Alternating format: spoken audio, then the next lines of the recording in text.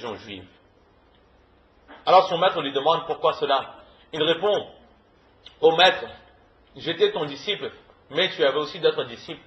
Et j'ai toujours dénigré tes autres disciples en pensant que j'étais meilleur qu'eux. Mon cœur s'est souillé par la fierté et l'orgueil. Et petit à petit, en même temps que cela, les vertus du vin m'ont été récitées. J'ai voulu goûter à ce vin pour voir si vraiment il était délicieux comme on me le présentait. Et suite à cela, j'ai pris cette habitude de boire un verre de vin une fois par an. Et par rapport à cela, cette faute était tellement grave. Parce que là, nous voyons qu'il y avait l'habitude qui s'est créée dans cette faute. Allah subhanahu wa ta'ala, il m'a retiré ma foi. Et il a fait en sorte que je meure dans une autre religion que celle de l'islam. C'est pour ça qu'aujourd'hui, ma punition est que je suis mort non musulman. Allah subhanahu wa ta'ala nous en préserve. Ibn Qayyim rahmatullah alayhi dit que les petits péchés ou les grands péchés dépendront de la personne qui accomplit la faute.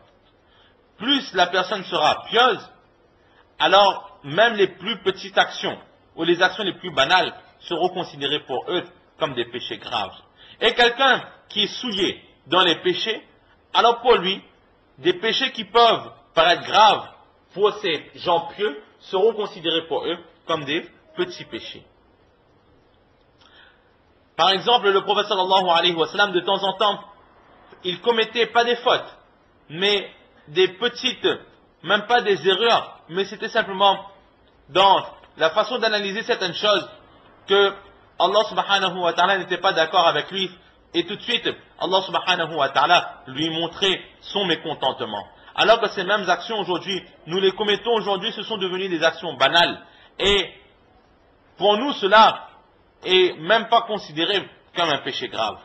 Ou encore les compagnons radiallahu ta'ala anhum ajma'in, par leur piété, certaines actions, ils considéraient comme des actions destructrices qui nous faisaient perdre notre foi, alors que ces mêmes actions aujourd'hui sont devenues pour nous des actions banales. C'est comme il est dit, hasanatul abrar, sayyi'atun lil muqarrabin, que les gens pieux, parfois font des actions qui sont pour eux autorisées, mais ces mêmes actions sont des péchés pour les gens qui ont atteint, qui ont reçu la proximité d'Allah subhanahu wa ta'ala. C'est pour cela que la personne qui a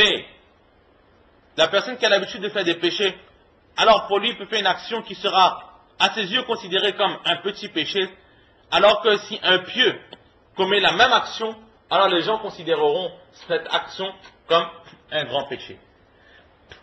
Exactement comme notre professeur Hazrat Maulana Zulfiqar Daim Barakatuhum nous donnait l'exemple. Combien de croyants qui viennent à la mosquée accomplir leur prière en chemise, pantalon, ou encore en t-shirt avec parfois des pantacourts. Et personne ne voit cela d'un mauvais œil. C'est pour eux quelque chose de banal. Ils ont le satar couvert, le namaz est accepté et ils seront récompensés par Allah subhanahu wa ta'ala. Mais maintenant, demain, disons à un pieux, un savant, un alim, un qari, de venir à la mosquée avec une chemise et un pantalon. D'accomplir ses prières avec un t-shirt et un pantacourt. Pourtant, c'est la même action que les autres accomplissent tous les jours. Et eux, si une fois de leur vie, ils ont commis une telle action, alors on considérera que cette personne, ce savant-là, n'est pas digne de confiance. Que ce savant, il a commis le plus grave péché que peut accomplir un savant sur cette terre. Alors que l'action est la même. Le satat de ces deux personnes sont couvertes. Mais par rapport à la position d'une personne, par rapport à Allah subhanahu wa ta'ala ou de la société, pour cette personne, une action aura une certaine importance, alors que pour une autre personne, cette action aura une autre importance. C'est ce que Ibn Qayyim rahmatullah alayh, il veut nous faire comprendre. Aussi il nous dit que par rapport à l'endroit où la faute a été commise, alors la gravité différera.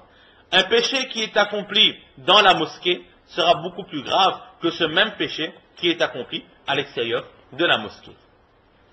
Ou encore, par rapport à la personne qui subit ce péché, il y aura aussi des différences. Manquer de respect à un savant, manquer de respect à la famille du saint prophète sallallahu alayhi wa sallam est beaucoup plus grave que de manquer de respect à une personne de la masse, une personne normale. Mais Abu al-Hassan Wahidi rahmatullah alayh, il dit qu'en fait, à ses yeux, selon son opinion, il est très très difficile de faire la différence entre les grands péchés et les petits péchés. Il n'y a pas de prescription, de définition exacte de qu'est-ce qu'un grand péché et qu'est-ce qu'un petit péché. C'est dans le Coran, Allah il parle des grands péchés et des petits péchés, mais ni le prophète sallallahu alayhi wa sallam, ni Allah n'a donné une définition exacte des grands péchés et des petits péchés. Cela n'est pas un manquement de la religion de l'islam, mais il y a une sagesse dans le fait d'agir ainsi. La sagesse c'est quoi? C'est que laisser le croyant dans le doute. Est-ce que cette action que je vais accomplir est un grand péché ou un petit péché? De cette façon, le croyant sera constamment dans le doute et à ses yeux, il commencera à considérer chaque faute, même les plus petites, même les plus infimes, même les plus insignifiantes, il les considérera comme un grand péché. Et de cette façon, il sera protégé de tous les péchés, les grands péchés comme les petits péchés. Donc c'est pour cela que Allah subhanahu wa ta'ala, il a laissé la définition de ces grands péchés-là un peu vague, de façon à ce que chacun prenne conscience de la gravité des péchés, considère chaque péché comme des péchés graves et il s'en préserve. Maintenant, quel est le nombre exact de grands péchés? Là aussi, étant donné que, exactement comme Abu al-Hassan Wahidi rahmatullah alayhi nous a dit qu'il était difficile de cerner les grands péchés des petits péchés, il y a des divergences au sujet du nombre de grands péchés. Certains disciples d'Imam Shafi'i rahmatullah alayhi sont d'avis qu'il y a 37 grands péchés. Le prophète sallallahu alayhi wa sallam, lorsqu'on lui a demandé quels sont les grands péchés, il n'a mentionné que 7. Associer Allah à autrui, tuer des innocents, accuser des personnes pudiques d'avoir commis l'adultère, profiter, usurper des biens de l'orphelin, l'adultère, fuir le combat et manquer de respect aux parents. Ce sont 7 péchés que le prophète sallallahu alayhi wa sallam il a qualifiés de grands péchés. Certains savants disent qu'il est très très difficile ou même impossible de cerner le nombre exact de grands péchés. Et Hazrat Abdullah ibn Abbas radiyallahu ta'ala anhuma lui a été posé la question combien de grands péchés, ou plutôt lui a posé cette question, est-ce que réellement il n'existe que 7 grands péchés? Alors il a répondu qu'il y avait en tout 70 grands péchés. Et dans d'autres narrations, il disait qu'il y avait en tout 700 grands péchés. Là, c'est pour nous montrer le nombre important, pour montrer l'importance, la quantité, la grande quantité que ce mot 70 ou 700 ont été employés. Donc il veut nous faire comprendre qu'il y a énormément de grands péchés. Il n'y a pas que 7 grands péchés. Donc voilà à peu près ce que l'on pouvait dire au début de ce chapitre. Et maintenant, nous avons devant nous le premier hadith qui nous est rapporté par Hazrat Abdullah ibn Mas'ud radiyallahu ta'ala anhu.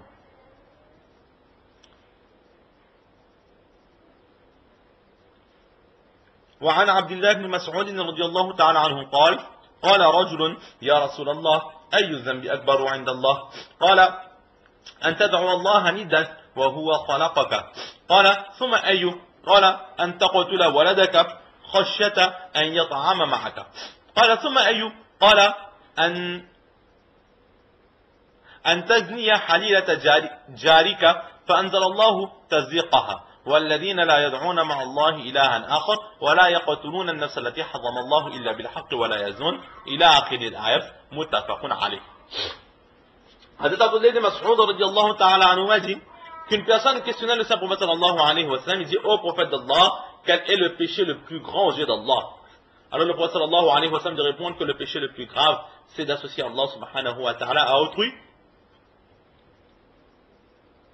alors qu'Allah subhanahu wa ta'ala lui-même il t'a créé. Alors il pose cette question. Après cela, quel est le péché le plus grave? En deuxième position, il dit que tu tues ton enfant par crainte qu'il consomme de ta subsistance. Ensuite, cette personne dit oh prophète d'Allah. Ensuite, en troisième position, quel est le plus grave péché? Et le prophète sallallahu alayhi wa sallam de dire que tu commettes l'adultère avec l'épouse de ton voisin.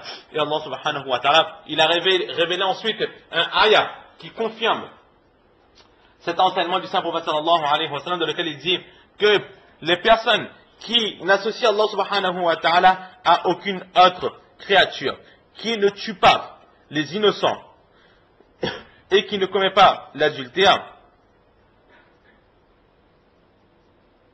ces personnes seront pardonnées, alors que les personnes qui ont commis ces actions, ces personnes seront punies par Allah subhanahu wa ta'ala. وَمَنْ يَفْعَلْ ذَلِكَ يَلْقَى أَثَامًا. Donc c'est un hadith qui nous est rapporté par le Bukhari Sharif et le Muslim Sharif. Là est la traduction de ce hadith. Avant même de débuter ce hadith, voyons immédiatement la biographie du narrateur de ce hadith, en l'occurrence Hazrat Abdullah ibn Mas'ud radiyallahu ta'ala.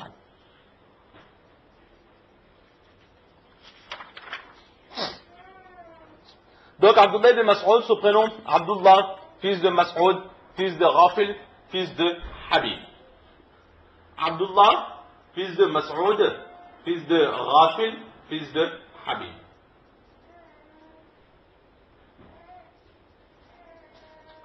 Et son père Mas'ud avait signé un pacte de paix, un traité de paix, à l'époque de l'ignorance, avec la tribu des Bani Haris. Et Abdullah ibn Mas'ud radiallahu ta'ala, il a accepté l'islam très tôt, dès son arrivée sur la péninsule arabe, alors que l'islam venait simplement d'arriver, car Abdullah ibn Mas'ud radiallahu ta'ala, il a accepté l'islam. Il a même accepté l'islam avant Hazrat Omar radiallahu ta'ala. Et comment est-ce qu'il a accepté cet islam? Il a rapporté un récit dans lequel il est dit que deux personnes étaient dans le désert en train de marcher. Ces deux personnes étaient très assoiffées, très fatiguées, exténuées.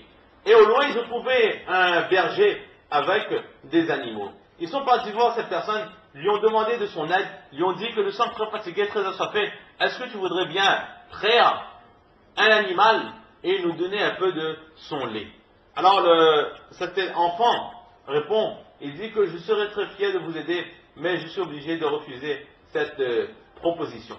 Pourquoi? Il dit que les cabris, les animaux qui sont là avec moi, ne sont pas mes animaux, mais c'est mon maître qui me les a confiés. Si maintenant je vais prendre un peu de leur lait, alors ce sera comme si que je n'ai pas respecté cette classe. Ou plutôt, pardon, il dit que ces animaux-là ne sont pas à moi, et si maintenant je vais vous donner un peu de lait de cet animal, alors je n'aurai pas respecté les biens de mon maître, et il m'a fait confiance, il m'a donné